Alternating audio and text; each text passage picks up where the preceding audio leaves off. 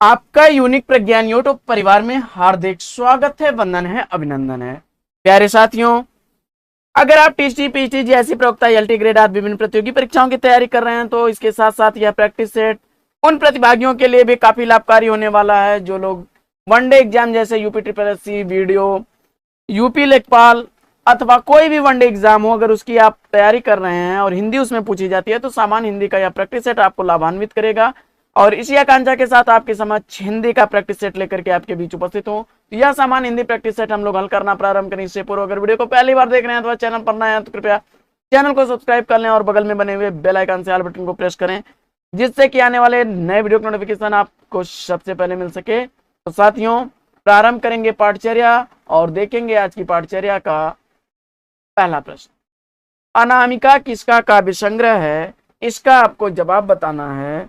और अगर आपने अनामिका काव्य संग्रह के रचनाकार को पंत, महादेवी वर्मा और प्रसाद को छोड़ करके सूर्यकांत त्रिपाठी निराला जी को चुना है तो भैया बिल्कुल राइट आंसर के साथ हैं आप।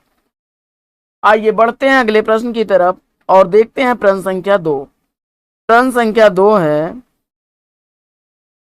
यानी प्रश्न संख्या 52। चित्रलेखा किसकी रचना है?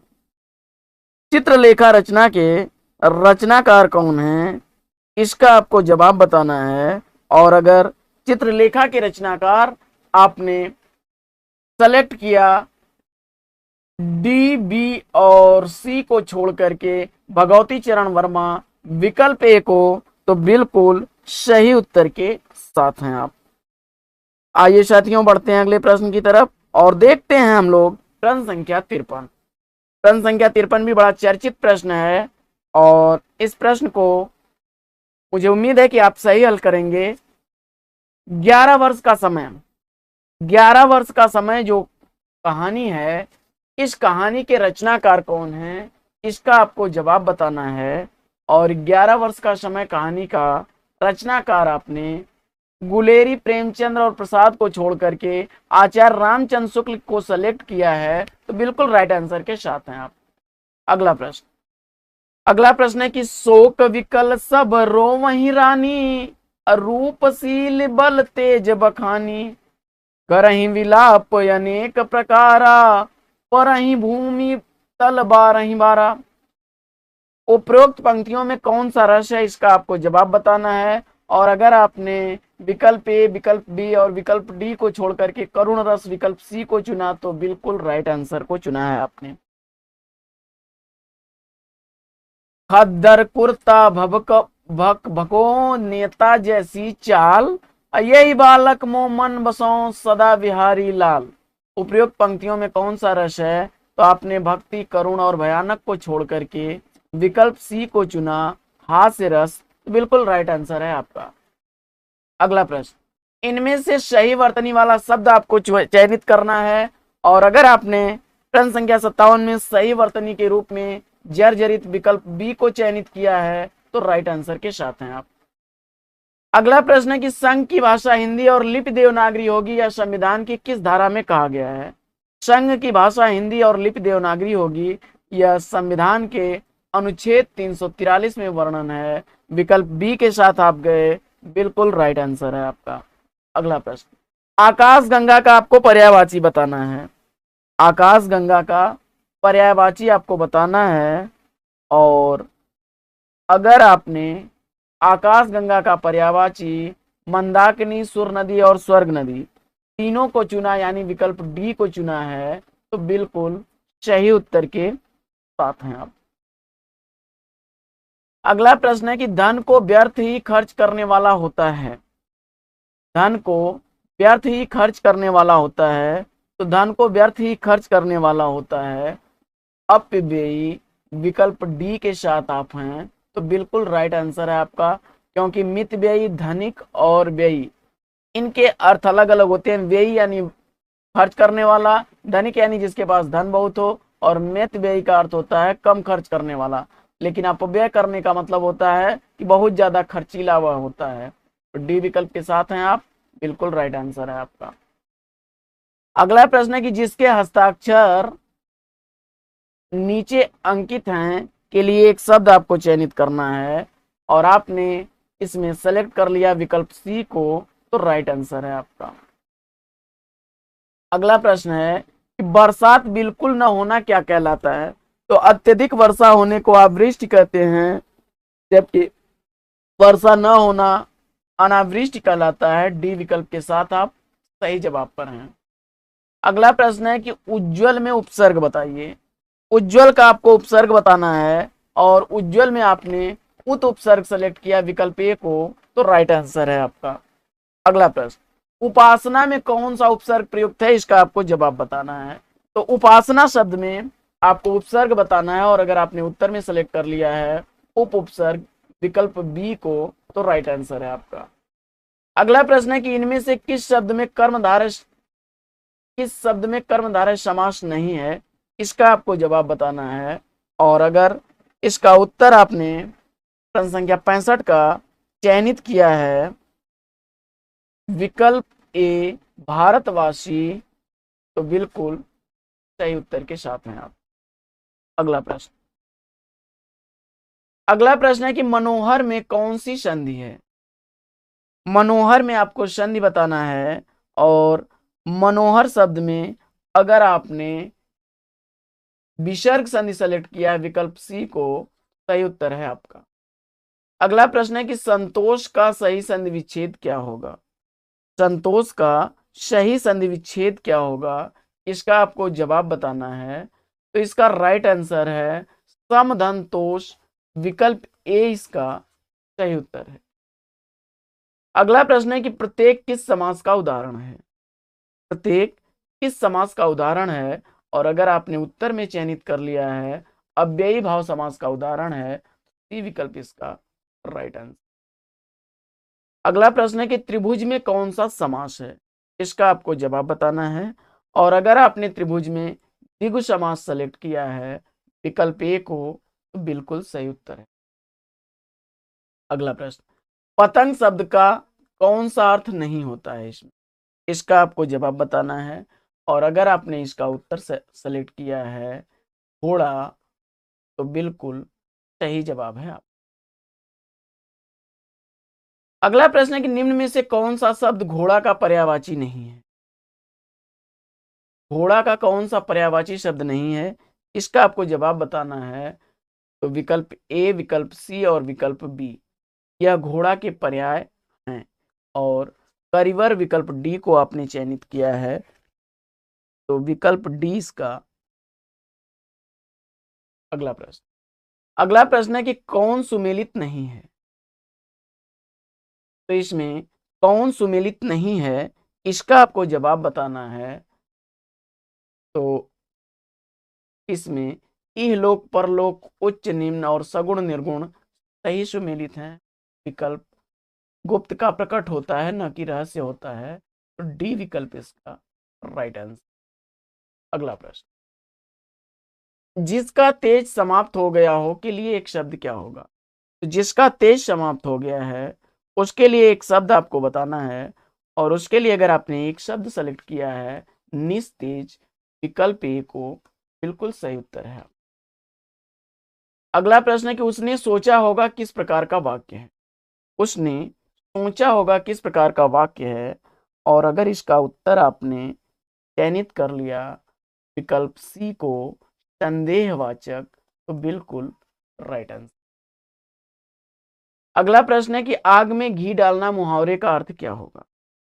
आग में घी डालना मुहावरे का अर्थ क्या होगा? इसका आपको जवाब बताना है और अगर इसका उत्तर आपने सेलेक्ट किया है विकल्प ए, क्रोध को और बढ़ाना, तो बिल्कुल सही उत्तर है आप। अगला प्रश्न है कि प्रवास करने वाला के लिए एक शब्द क्या होगा? तो प्रवास करने वाला के लिए एक शब्द आपको बताना है और इसका जवाब हो जाएगा विकल्प ए, प्रवासी। ए विकल्प इसका राइट आंसर। अगला प्रश्न है कि निम्नलिखित शब्दों में कौन सा अशुद्ध शब्द है? इसका आपको चयन करना है और अगर आपने अशुद्ध शब्द इसमें चयनित कर लिया है विकल्प सी को, प्रफुल्लित को, तो राइट आंसर है। अगला प्रश्न है कि जल निधि किस प्रकार का शब्द है? जल निधि किस प्रकार का शब्द है, इसका आपको जवाब बताना है। और इसका जवाब अगर आपने चयनित किया है, यौगिक शब्द है, विकल्प बी राइट है। अगला प्रश्न है कि निम्नलिखित में से कौन सा शब्द वर्तनी के आधार पर शुद्ध, कौन सा शब्द वर्तनी के आधार पर शुद्ध है। तो इसका राइट आंसर क्या बनेगा, विकल्प डी अनुकूल।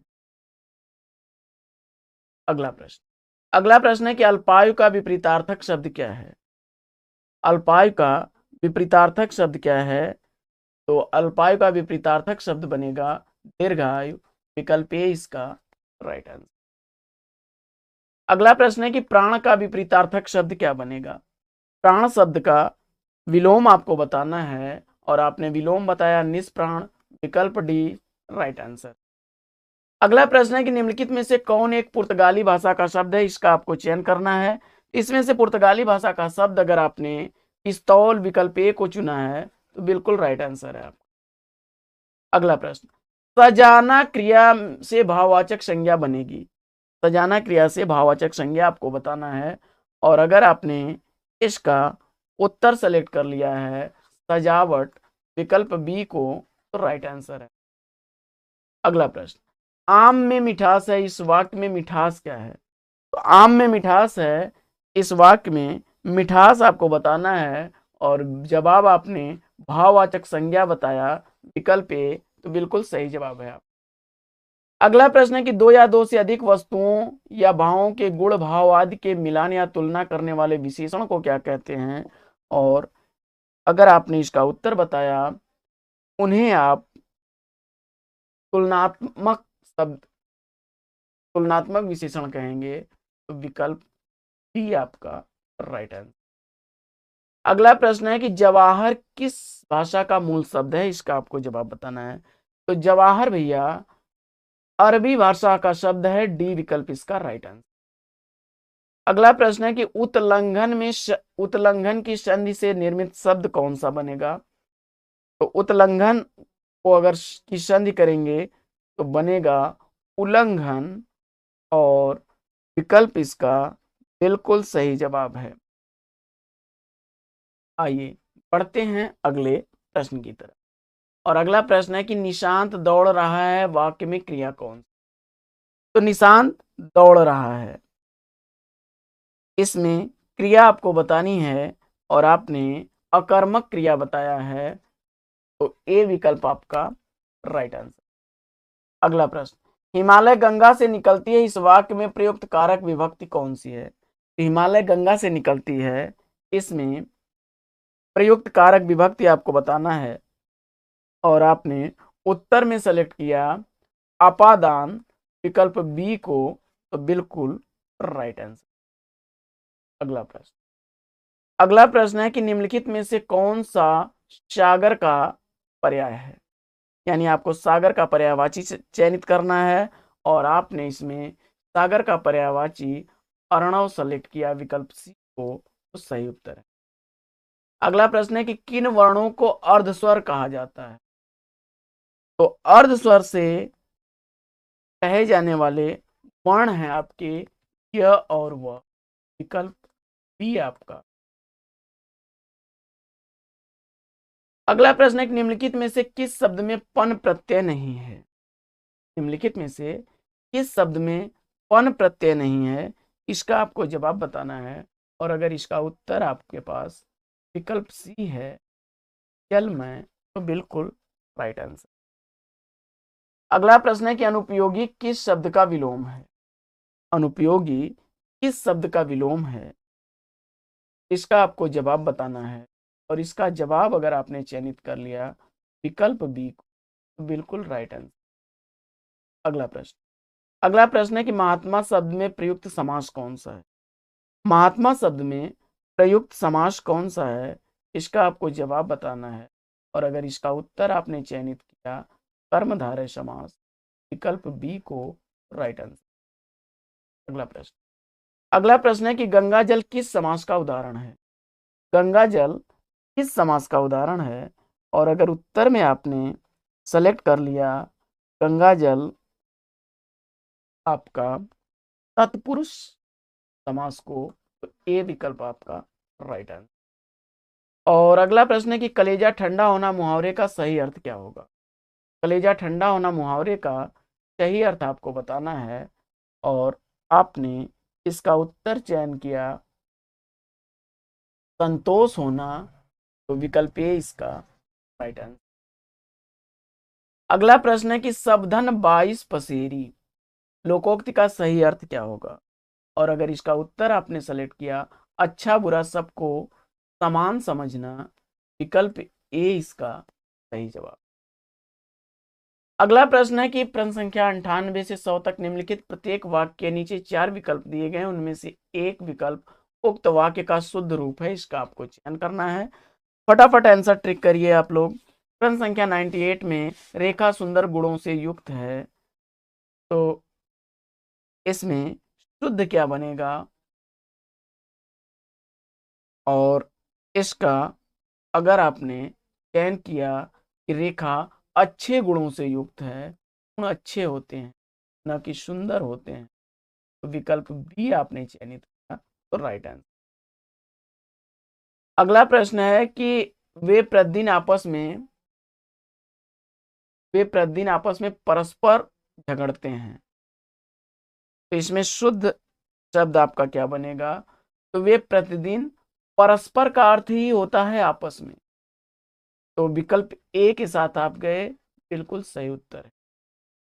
और अगला प्रश्न है कि रमा ने मिठास से भरी गीत गाया, इसमें सही क्या है आपका।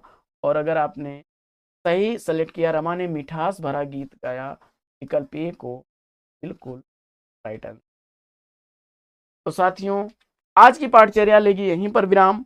अगर वीडियो अच्छा लगा हो तो वीडियो को लाइक करके दोस्तों में शेयर कर दीजिए। चैनल पर पहली बार हैं तो चैनल को सब्सक्राइब कर लीजिए। तो फिर मिलते हैं आपसे अगले वीडियो में एक नए प्रकरण, एक नए टॉपिक, एक नए अंदाज में। तब तक के लिए लेंगे आपसे विदा। आपका जीवन मंगलमय हो। बेस्ट विशेष, बेस्ट ऑफ लक। जय हिंद साथियों।